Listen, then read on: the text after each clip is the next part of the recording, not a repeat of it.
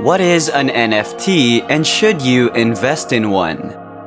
Hi there, it's Luigi and welcome to Catapult Capitalism, your guide in making smart financial moves for your future. If you enjoy watching our videos, feel free to like, subscribe, and hit that notification bell so you get updated whenever we upload a new video.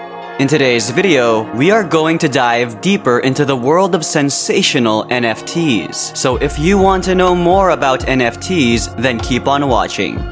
If you read the news every day, you have probably seen some pretty strange headlines about an NFT. For example, there was an article on CNBC titled, "Meet the 12-year-old coder set to make over $400,000 selling NFTs." The article explained how the teen bought and sold weird whales as digital artwork. Then there was this other article in Fortune about a teenager who is said to have built an NFT empire worth $26 million. All of this sounds crazy, but it sounds even crazier if you don't know what an NFT is. NFTs are clearly some kind of online asset that can be bought and sold. But how do they work? What's more, how do you make money off of them? Before we talk about how to make money with NFTs, it's important to first know what they are. Farrington says that NFTs are much more than a JPEG photo, which is what some people think they are. Non-fungible tokens, or NFTs, are digital versions of smart contracts that are based on the blockchain. NFTs can be anything from a collectible to a work of digital art. An NFT could even be a pass that lets you into a certain community, like a ticket. At the same time, NFTs are also used in a type of online gaming called play-to-earn gaming, which lets players earn crypto based on how much time they spend playing, as well as actions taken in the game.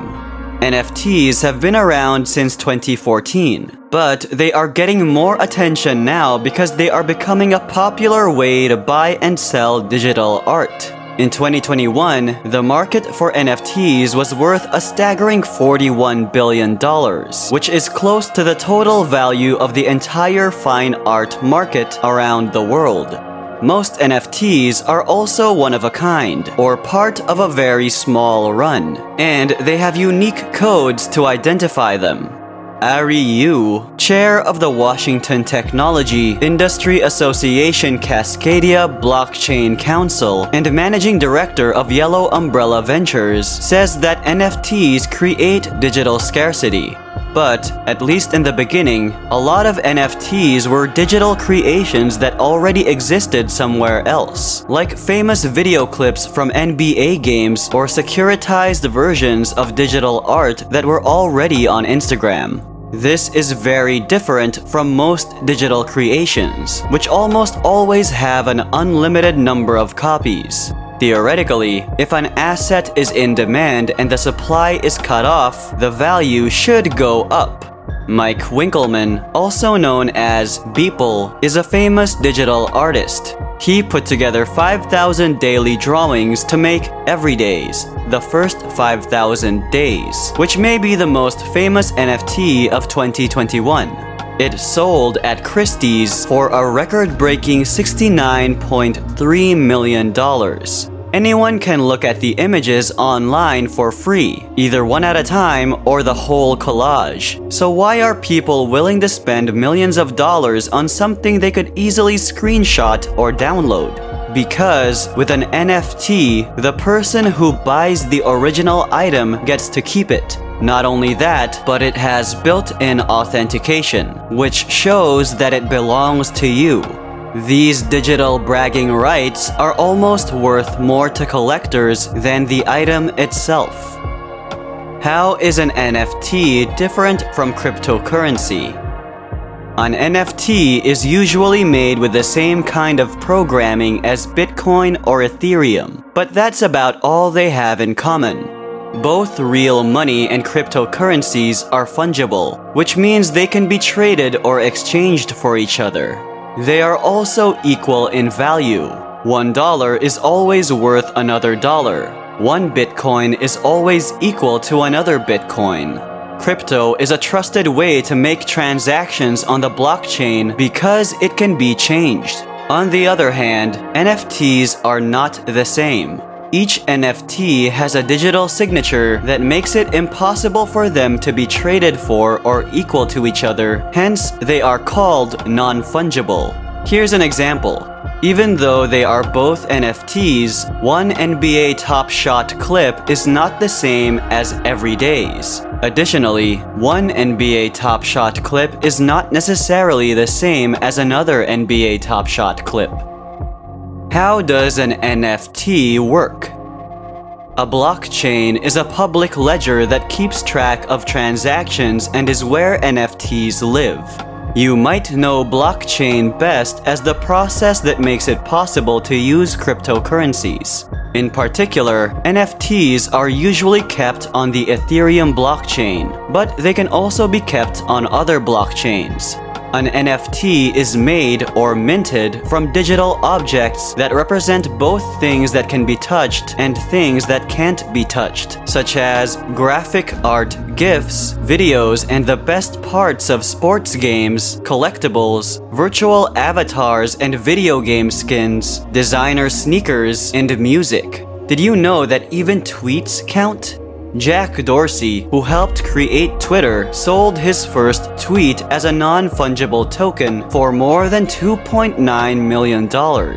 Basically, NFTs are digital versions of physical collectibles. So instead of an actual oil painting to hang on the wall, the buyer gets a digital file. They also get the exclusive right to own the property.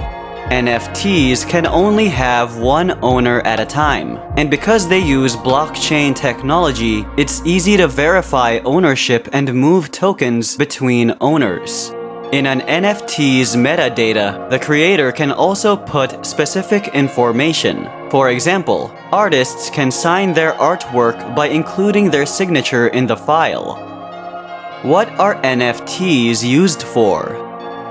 Artists and content creators have a unique way to make money with blockchain technology and NFTs. For instance, artists no longer have to sell their work through galleries or auction houses. Instead, the artist can sell it directly to the consumer as an NFT, which also lets them keep more of the money they make. Artists can also set up royalties so that when their art is sold to a new owner, they get a share of the money. This is a nice feature since artists usually don't get any more money after their art has been sold. NFTs can also be used in a variety of other ways. To raise money for charity, companies like Charmin and Taco Bell have auctioned off NFT art with a theme. Charmin called its product NFTP or non-fungible toilet paper, and Taco Bell's NFT art sold out in minutes, with the highest bid being 1.5 wrapped Ether or WETH, which at the time of writing was worth $3,723.83. How to purchase NFTs. If you want to start your own NFT collection, you'll need to get a few important things. First, you'll need a digital wallet that lets you store both non-fiat currencies and cryptocurrencies. Depending on what currencies your NFT provider accepts, you may need to buy some cryptocurrency such as Ether. You can now use a credit card on Coinbase, Kraken, eToro, PayPal, and even Robinhood to buy cryptocurrency. Then, you can move it from the exchange to your preferred wallet. As you look into your options, you should keep fees in mind. When you buy crypto, most exchanges will charge you at least a small fee. Should you buy NFTs? Does the fact that you can buy an NFT mean that you should? NFTs are risky because we don't know what will happen to them in the future, and we don't have a lot of data on how well they work yet. Since NFTs are so new, it might be worth investing small amounts to try them out for now. In other words, the decision to invest in NFTs is mostly a personal one. If you have extra money, you might want to think about it, especially if a piece is important to you. But remember that the value of an NFT is completely based on how much someone else is willing to pay for it. So the price will be set by demand, not by fundamental, technical, or economic indicators, which usually affect stock prices and, at least in general, are the reason why investors want to buy stocks. All of this means that you may be able to sell an NFT for less than you bought it for. Or, if nobody wants it, you might not be able to sell it at all. Capital gains taxes also apply to NFTs, just like when you sell stocks for profit. Since they are considered collectibles, however, they might not get the lower long-term capital gains tax rates that stocks do. If you're thinking about adding NFTs to your portfolio, you might want to talk to a tax expert first. You should treat NFTs like any other investment. Do your research, know the risks, like the fact that you could lose all of your money, and if you decide to invest, do so with a healthy dose of caution. And that's it for today's video. If you enjoyed it, don't forget to like, subscribe, and hit the notification bell. Thank you so much for tuning in to Catapult Capitalism, and we'll see you later.